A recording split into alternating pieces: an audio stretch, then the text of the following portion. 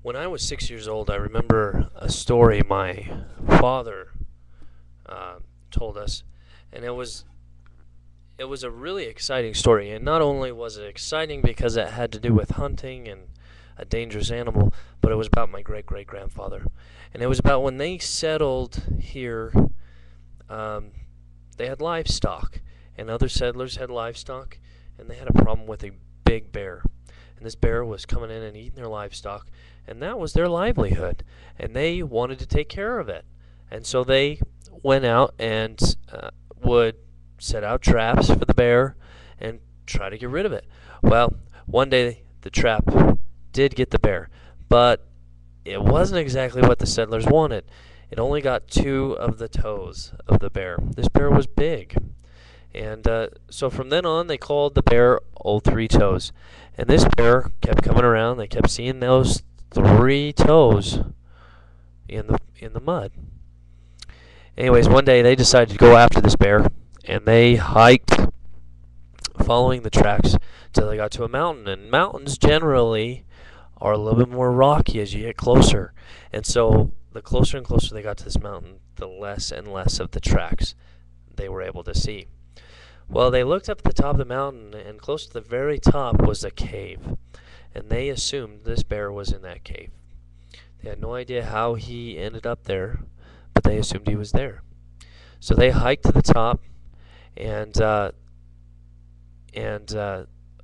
they looked down, and about 20 feet below them was this cave, but it was a sheer cliff. And they decided to draw straws, because there were no volunteers, and then lower a guy down with a rope, and he'd have a rifle and a lantern so he could see. Well, my great great grandfather was the one that was chosen. He got the short straw. And he was lowered down. He had his lantern in one hand, the rifle in the other, and the rope was tied around him. And he started walking into the cave, and it wasn't very many feet, just a couple steps. All of a sudden, he saw a reflection from the eyes. It was just from the candlelight in his lantern, reflected off the eyes of this animal. He didn't know what it was, but he dropped his gun, dropped the lantern, turned around, and took off for the mouth of the cave. When he got to the mouth, he jumped. Luckily for him, he still had the rope on. The guys up on top were able to grab him and make sure he didn't fall. But as for the bear jumped too, trying to get him, and he died. Now, when I heard this when I was 6, I was super excited, and I wanted to experience things like my great-great-grandfather. I wanted to experience that, not necessarily getting chased by a bear, but experience hunting.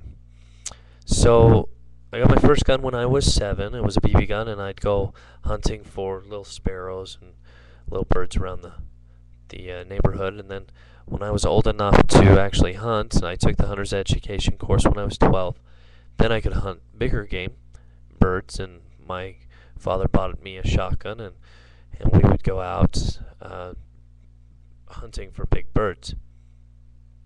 And when I got a little older, I started getting into big game, and that's currently all I do, and I really like it.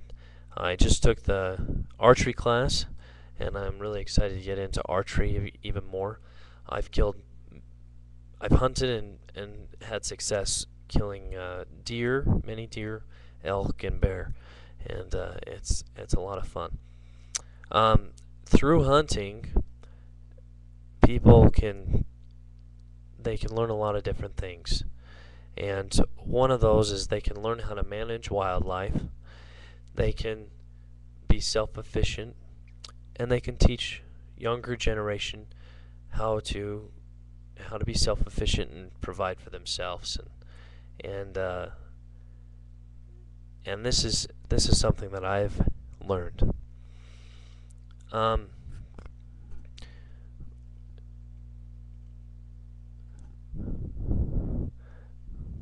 The skills an individual learns from hunting can help financially also.